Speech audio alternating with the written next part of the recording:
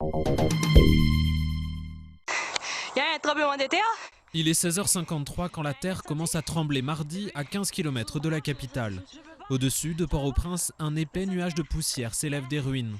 C'est le plus puissant tremblement de terre depuis un siècle à Haïti, dans une zone surpeuplée de 2 millions d'habitants. C'est un séisme qui se passe à terre et qui traverse des zones urbaines. Donc la rupture va atteindre le sol sur lequel sont construits des bâtiments. Et si vous imaginez que le sol se déplace jusqu'à 1 mètre, tous les bâtiments vont souffrir de ce déplacement, ils vont s'écrouler.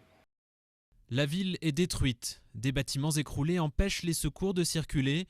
Églises, édifices publics, le palais national, siège de la présidence, s'est affaissé, mais le président René Préval est vivant.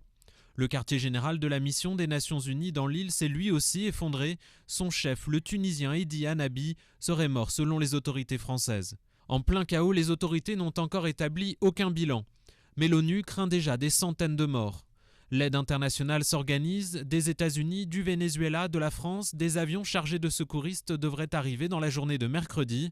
En France, les familles peuvent appeler le centre de crise du Quai d'Orsay au 01 45 50 34 60 pour obtenir des informations sur leurs proches dans l'île.